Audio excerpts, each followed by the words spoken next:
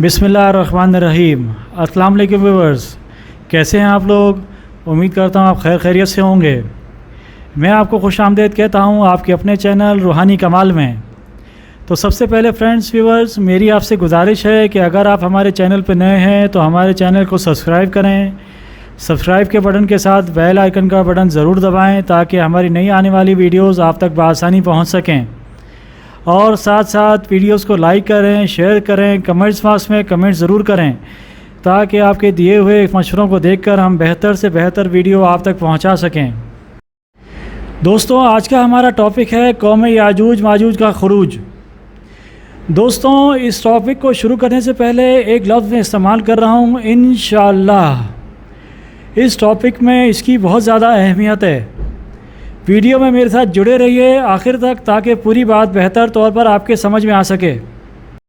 याजूज माजूज की बात की जाए तो रिवायत में एक बात कदर मुश्तरक है कि कौम याजूज माजूज एक ऐसे कबाइल का मजमुआ हैं जो जिस्मानी और माशरती एतबार से अजीब व गरीब ज़िंदगी के हामिल हैं। मसलन ये कि वो बालिश, डेढ़ बालिश या ज़्यादा से ज़्यादा एक हाथ का कदर रखते हैं। जी हाँ दोस्तों, ये इंतहाई हैरत वाली बात है कि कौम याजूज माजूज में कुछ का हजम टोटल हाथ के बराबर या उससे भी कम है, और इसी कबाइल में कुछ गैर मामूली तवीलुल क़ामत हैं। और तो और रिवायात में तो ये भी है कि इनके कान इतने बड़े हैं कि एक कान ओढ़ने के काम आता है और दूसरा कान बिछोने के तौर पर इस्तेमाल आ सकता है। इनके चेहरे अजीब, भद्दे, चौड़े चौड़े, चिपके गाल और इनके गैर मामूली खदोखाल और कद के साथ इंतहाई गैर मुतनासिब हैं। अब इनकी ग़िज़ा के बारे में भी अजीब व गरीब बात सुन लीजिए कि खुदाए बुज़ुर्ग बरतर की कुदरत साल में 2 मरतबा ऐसी मछलियाँ समंदर से निकाल कर फेंक देती है कि जिनके सर और दुम का फासला इतना तवील होता है कि कोई अगर 10 दिन तक भी इस पर चलता रहे तभी इस फासले को पूरा कर सकता है। या फिर एक ऐसा सांप कौम याजूज माजूज की खुराक है जो पहले तमाम बर्री जानवरों को हज़म कर जाता है, फिर खुदाए बुज़ुर्ग बरतर की कुदरत इसको समंदर में फेंक देती है और वहाँ भी वो मीलों बहरी जानवरों को खा जाता है। और फिर अल्लाह पाक के हुक्म से एक फ़रिश्ता बादल पर बैठकर आता है और इस अजीमुल जस्सा अज़दहा सांप को बादल पर रखता है, और फिर अल्लाह सुब्हाना तआला के हुक्म से वो बादल इस सांप को इन कबाइल में ले जाकर डाल देता है। सबसे अचंभे वाली बात कि याजूज माजूज की कौम एक ऐसी बरज़खी मखलूक है जो हज़रत आदम अलैहिस्सलाम के हलफ से तो हैं लेकिन बीवी हवा अलैहिस्सलाम के बतन से नहीं हैं। दोस्तों, ये जो भी बातें मैं आपसे कह रहा हूँ या कर रहा हूँ इनमें इख्तिलाफ़ राय का मसला है और मैं किसी भी तरह इनको सच या झूठ नहीं मान सकता। गैब के हाल तो जानने वाली ज़ात अल्लाह सुब्हाना तआला की ही है, लेकिन जहाँ तक बात है इस दीवार की कि जिसके पीछे ये कौम याजूज माजूज कैद है, इसके सही होने में ज़र्रा बराबर भी शक नहीं। और एक दिन वो ज़रूर आएगा कि जब ये कौम याजूज माजूज इस दीवार को रेजा रेजा करके हुक्म इलाही से रूह ज़मीन पे फसाद बर्पा करेगी। कुछ रवायात में ये भी है कि कौम याजूज माजूज आम बनी आदम की तरह हैं और इन्हीं की तरह शक्ल सूरत और जिस्मानी औसाफ रखते हैं। हज़रत अबू हुरैरा रज़ी अल्लाह ताला अन्हा से मरफू रिवायत है कि कौम याजूज माजूज हज़रत नूह अलैहिस्सलाम की नस्ल से हैं, और बाज़ के नज़दीक ये रिवायत भी ज़ईफ़ है। रिवायात में है कि याजूज माजूज कसरत में उम्मत मोहम्मद सल्लल्लाहु ताला अलैहि वसल्लम से हज़ारों गुना ज़्यादा हैं। याजूज माजूज की कौम को 2 पहाड़ों के दरमियान लोहे और तांबे की मिलाप करदा दीवार से अलग कर दिया गया है, जिसे वो सुबह व शाम काटने, चाटने या खोदने में लगे रहते हैं और आखिर थक हार कर इस काम को अगले दिन पर डाल देते हैं। याजूज माजूज से मुतालिक ये रिवायत भी आम है कि ये तातारियों में से ही एक किस्म के तातारी हैं, बहुत ताकतवर हैं और इनमें शर फसाद फैलाने का मादा कूट कूट के भरा है।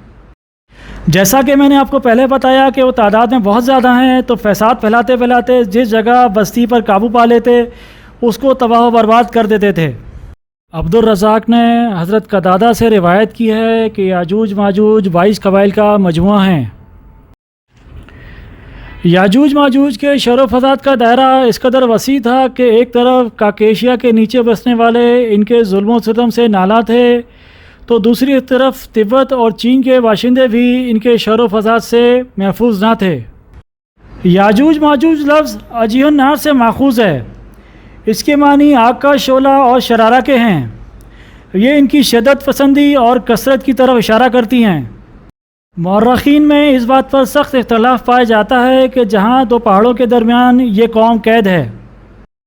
بعض نے کہا کہ ان دو پہاڑوں کا جائے وقوع شمال کی جانب ہے، کہ وہ دو پہاڑ آرمینیا اور آذربائیجان کے درمیان واقع ہیں، اور انسائکلوپیڈیا برٹانیکا میں بھی اس آہنی دیوار کا حال جو کہ لوہے اور تانبے کو پگھلا کر بنائی گئی ہے قریب قریب یہی ہے۔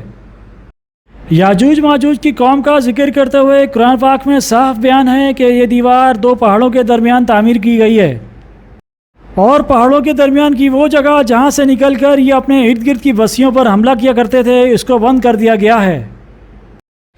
یاجوج ماجوج کے خروج سے متعلق قرآن پاک کی دو صورتوں سورہ انبیاء اور سورہ کہف میں بیان کیا گیا ہے۔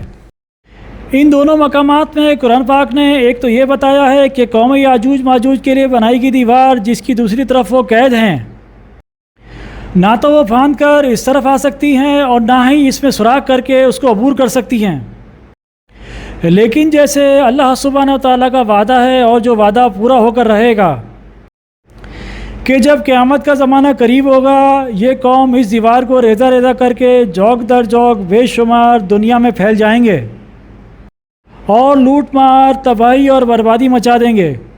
اللہ سبحانہ و تعالیٰ سے دعا ہے کہ اللہ پاک ہمیں اپنے عذاب سے محفوظ رکھے اور ہمیشہ استغفار کرنے کی توفیق دے، آمین ثم آمین۔ کیونکہ اس وقت کو بہت ہی دشوار، ہولناک اور بڑا حادثہ قرار دیا گیا ہے، جیسا کہ میرے رب کعبہ کا وعدہ ہے کہ قیامت ضرور آئے گی، لیکن قیامت سے پہلے قیامت کی نشانیوں میں یاجوج ماجوج کے خروج کا فتنہ ضرور پیش آئے گا۔ روایات میں ہے کہ قرب قیامت کا وقت ہوگا کہ اس کے بعد صرف نفخ صور کا مرحلہ ہی باقی رہ جائے گا، اس وقت اس قوم کا خروج ہوگا۔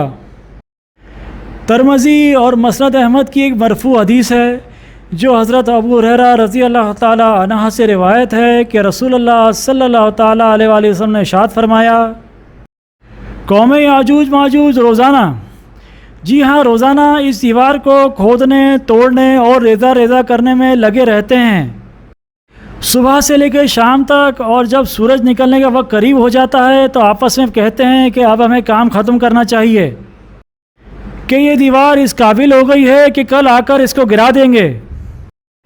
لیکن جب اگلے دن وہ دوبارہ اس دیوار کے پاس آتے ہیں تو اس دیوار کو اپنی اصلی حالت میں پاتے ہیں، بلکہ حکم الہی سے وہ اور زیادہ مضبوط اور مستحکم نظر آتی ہے۔